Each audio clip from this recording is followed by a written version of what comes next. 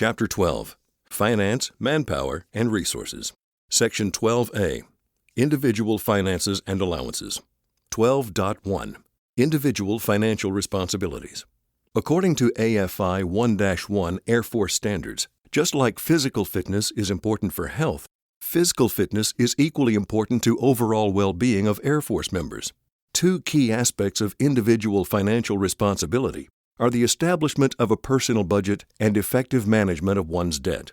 It is important to review leave and earning statements, LES, on a regular basis, file travel vouchers on a timely basis, use the government travel card for authorized purchases only, and provide support for dependents, including payments required by court order.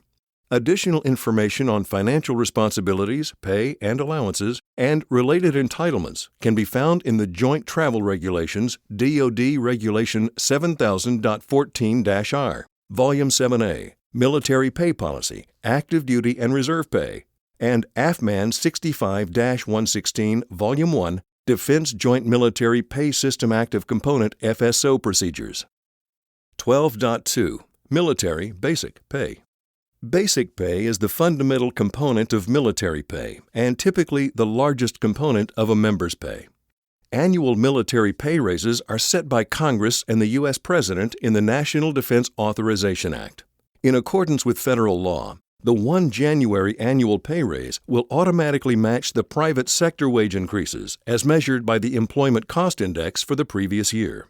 If national emergencies or serious economic conditions affect general welfare, the U.S. President may propose that Congress instill a lower annual pay raise. Military pay date. The military pay date determines the length of service for pay purposes. In general, the pay date should be the same date the individual entered on regular Air Force status if he or she had no prior service before entering the Air Force. However, if the individual previously served in certain governmental agencies, the Air Force adjusts the pay date to reflect credit for these periods. In the event of periods of absence without leave, desertion, and sickness or injury due to personal misconduct, negative pay date adjustments may result. 12.3. Leave and Earning Statement. The LES, titled the Defense Finance and Accounting Service, DFAS, Form 702, Defense Finance and Accounting Service Military Leave and Earning Statement, is a comprehensive statement of a member's entitlements, deductions, allotments, leave information, tax withholdings, as well as traditional and Roth thrift savings plan information. Verify and keep track of the monthly LES, applying increased attention when returning from deployment or when making changes, such as marriage, divorce, or birth of a child. The My Pay system allows members to view their LES as well as initiate changes to selected items affecting their pay. If pay varies significantly, consult the Servicing Finance Office. Regular pay schedule. Military members are paid on a monthly basis with the option to receive payments once or twice per month. Members receive a statement, net pay advice, of the net amount of pay and the financial statement at mid-month if receiving a payment, and a comprehensive statement of pay, the LES, at the end of the month via MyPay. These statements are created centrally by DFAS. The pay system has processing cutoff dates for computing, preparing, and transferring funds to DFAS, so DFAS can stop processing transactions against pay accounts for the current period and begin the regular payroll process. While cutoff dates fluctuate from month to month, they generally occur around the 6th for the mid-month and the 20th for the end-of-month paydays. Local, partial, and emergency partial payments. Local cash payments are normally only authorized for overseas areas where on-base military banking facilities are not readily available. Exceptions may be granted for members assigned to classified or contingency operations where the exigencies of their assignments may require local cash or partial payments. The member's commander may authorize immediate cash payments up to the amount of accrued entitlement to date when deemed appropriate to the mission. Non-cash partial payments may be made via electronic funds transfer and deposited into the member's financial institution, normally in 2 to 3 business days. Partial payments are limited to the amount of pay and allowances the member has accrued to the date of the payment. Partial payments are accepted in full on the next available payday. Under extenuating circumstances, a stateside member may receive an emergency partial payment if deemed time-sensitive and required within 24 hours due to unforeseen circumstances. 12.4. Military allowances and entitlements. Allowances are provided for specific needs, such as food or housing. Monetary allowances are provided when the government does not provide for that specific need. For example, those who live in government housing do not receive full housing allowances, and those who do not live in government housing receive allowances to assist with the cost of obtaining commercial housing. Other than continental United States, CONUS, cost of living allowance, allowances are not taxable, which is an additional embedded benefit of military pay. Basic allowance for subsistence. Basic allowance for subsistence is a non-taxable allowance used to offset the cost of a service member's meals. Often junior grade enlisted members assigned to single-type government quarters at their permanent duty station are required to eat in government dining facilities, receive basic allowance for subsistence, and are charged the discounted meal rate, which is deducted from their pay. When certified by the commanding officer or designee, members are allowed to claim reimbursement for missed meals. Basic allowance for housing. The intent of basic allowance for housing is to provide uniformed service members accurate and equitable housing compensation based on housing costs in local civilian housing markets. This allowance is payable when government quarters are not provided. Many Air Force installations have privatized quarters. Members in privatized quarters are entitled to basic allowance for housing. A rental agreement requires a rent amount not to exceed the basic allowance for housing entitlement paid via allotment. Note: members without dependents residing in government single-type quarters are entitled to partial basic allowance for housing unless the quarters, including government lease quarters, exceed the minimum standards of single quarters for their grade. Note: members living in single-type government quarters who pay court-ordered child support may qualify for differential basic allowance for housing differential. Overseas housing allowance. Overseas housing allowance is a cost reimbursement-based allowance to help defray housing costs incident to assignments to a permanent duty station outside the United States. Members are reimbursed actual rental costs not to exceed the maximum overseas housing allowance rate for each locality, grade, and dependency status. Move-in housing allowance, for those who qualify, is based on the average move-in costs for members. Monthly overseas housing allowance includes the rent up to the rental allowance at a permanent duty station, plus the utility recurring maintenance allowance. Family separation housing. The purpose of family separation housing is to pay a member for added housing expenses resulting from enforced separation from dependents. Family separation housing basic allowance for housing is payable in a monthly amount equal to the without dependent basic allowance for housing rate applicable to the member's grade and permanent duty station. Family separation housing overseas housing allowance is payable in a monthly amount up to the without dependent overseas housing allowance rate applicable to the member's grade and permanent duty station. 12.5. Clothing replacement allowance.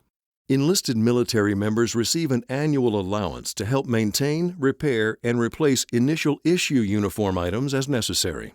Clothing replacement allowance basic is a preliminary replacement allowance paid annually between the 6th and 36th month of regular Air Force status. Clothing replacement allowance standard automatically replaces clothing replacement allowance basic after 36 months of regular Air Force status. Entitlement to either allowance depends on the individual's entered on regular Air Force status date in his or her master military pay account. 12.6. Family separation allowance. Family separation allowance is payable to members with dependents in addition to other allowances or per diem to which a member may be entitled. The purpose of family separation allowance is to compensate qualified members for added expenses incurred due to an enforced family separation. Family separation allowance restricted applies when transportation of dependents is not authorized at government expense, and the dependents do not live in the vicinity of the member's permanent duty station. Family separation allowance temporary applies when a member is on temporary duty away from the permanent duty station continuously for more than 30 days, and the member's dependents are not residing at or near the temporary duty station, including members beginning temporary duty before reporting to the initial station of assignment. 12.7. Station allowances outside the continental United States. Overseas station allowances are established to help defray the higher-than-normal cost of living or cost of procuring housing in overseas areas. Allowances authorized by the Department of Defense at certain overseas locations may include temporary lodging allowance and cost of living allowance. Members receive information regarding their specific entitlements during in-processing at the new location. Members may also receive information from their local finance office upon notification of a pending overseas assignment. 12.8. Continental United States Cost of Living Allowance. The CONUS Cost of Living Allowance is payable to members assigned to designated high-cost areas within the CONUS. For additional information, see the Joint Travel Regulation. 12.9. Special and Incentive Pay. A number of special and incentive pays recognize certain aspects of duty, such as hazardous duty incentive pay, imminent danger pay, special duty assignment pay, enlisted flying duty incentive pay, and hardship duty pay location. Enlistment and re-enlistment bonuses are also considered as special and incentive pay. 12.10. Involuntary deductions. Involuntary deductions are payroll deductions of certain amounts of pay that are imposed by law. Examples of involuntary deductions are provided here. Withholding income tax. All pay is considered income for federal and state income tax purposes, to include basic pay, incentive pay, special pay, lump sum payment of accrued leave, and separation pay. The LES reflects the current month and year-to-date income for Social Security, federal income tax, and state income tax purposes under the headings FICA taxes, Fed taxes, and state taxes in the middle of the form. Federal Insurance Contributions Act taxes. The Federal Insurance Contributions Act, FICA, requires federal agencies to withhold FICA, Social Security, and Medicare taxes from the basic pay of military members covered by the Social Security Act and to pay matching FICA taxes to the Social Security Administration. Federal Income Tax Withholding. The Federal Income Tax Withholding, FITW, is used to provide for national programs such as defense, community development, and law enforcement. A member may authorize an additional monthly amount of FITW. For additional information, the FITW complies with the Treasury Department Circular E, addressed in military service directives. State Income Tax Withholding. The State Income Tax Withholding, SITW, refers to state tax laws of the state where the member is a legal resident. The amount withheld depends upon the state tax rate. One-time payments may also be subject to state tax. The state for tax purposes is reflected in the first column on the LES under State Taxes. Armed Forces Retirement Home. Monthly Armed Forces Retirement Home, AFRH deductions from the pay of regular enlisted members, up to a maximum of $1, are set by the Secretary of Defense after consulting with the AFRH Board. Deductions collected help support the U.S. soldiers, airmen's, and naval homes. 12.11. Voluntary deductions. Military members may establish voluntary deductions, such as allotments to help administer personal finances, support family members, and insurance premium payments. Members may control certain discretionary allotments through MyPay. Non-discretionary allotments have limited uses, such as charitable contributions, loan repayments to the Air Force Aid Society, garnishment for commercial debts, and delinquent travel charge card debt. Members are not authorized to start allotments for purchase, lease, or rental of personal property. To allow for sufficient processing time, allotments should be requested 30 days before the desired month. Normally, if the member is paid twice a month, the allotment is deducted in equal amounts from the mid-month and end-of-month pay. If the individual receives pay once a month, the entire amount is deducted from the monthly paycheck. Thrift Savings Plan.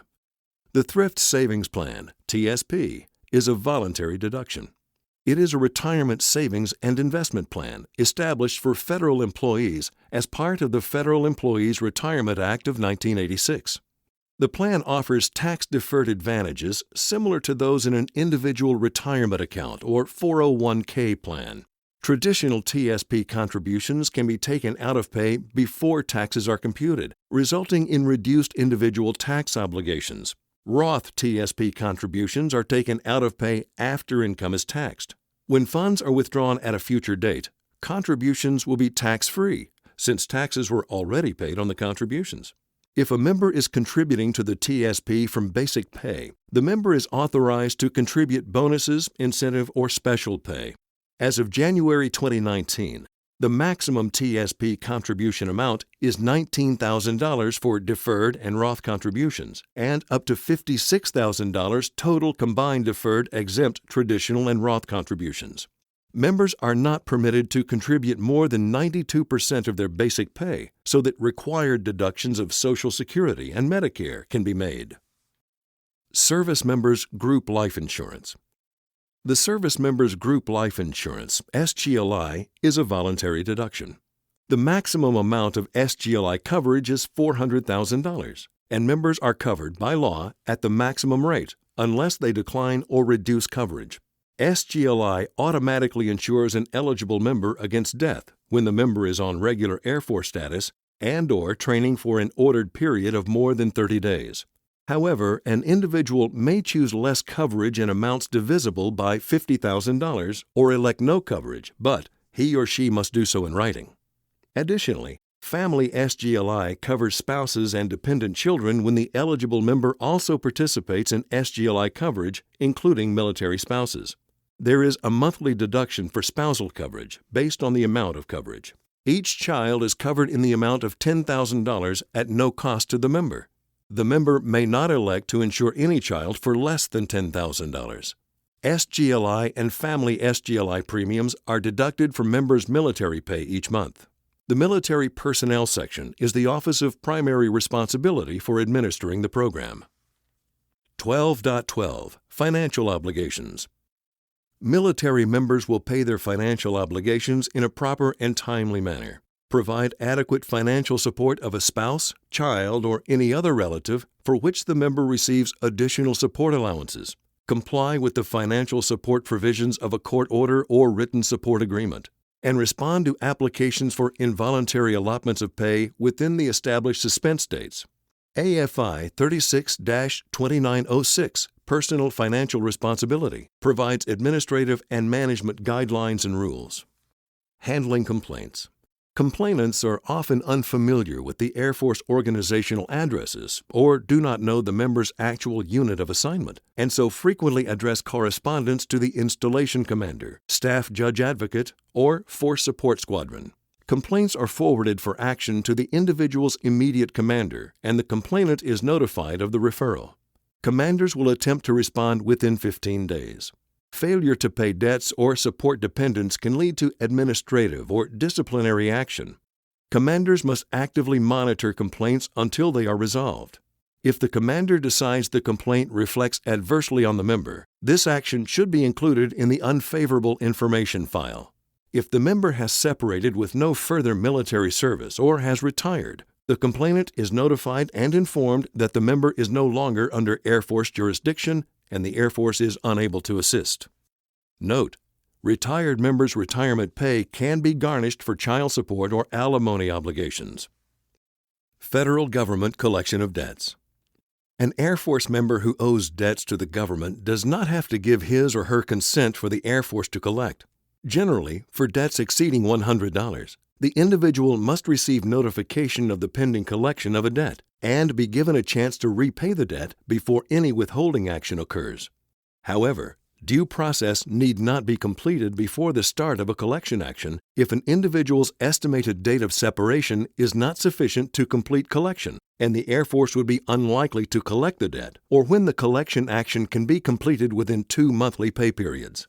The Air Force may also collect debts involving any federal agency, portions of a re-enlistment bonus not served, delinquent hospital bills for family members, excess shipment of household goods, loss or damage to government property, and erroneous payments made to or on behalf of the member by the Air Force. Waiver and remission provisions. Military members may request relief from valid debts by applying for waiver or remission of the debt.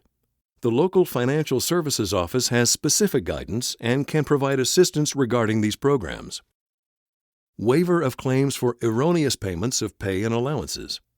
When a member receives erroneous pay or allowances, he or she may apply for a waiver of claims by the United States. A waiver may be granted when there is no indication of fraud, misrepresentation, fault, or lack of good faith on the part of the member or any other person having an interest in obtaining a waiver of the claim. DFAS will rule on all waivers. Remission. A regular Air Force, separated member, or his or her commander may apply for remission of a member's indebtedness to the United States. The Air Force may not remit or cancel any debt due to non-collection of court-martial forfeiture. In addition to the circumstances creating the debt and the issue of good faith on the part of the member, financial hardship may be a factor for consideration.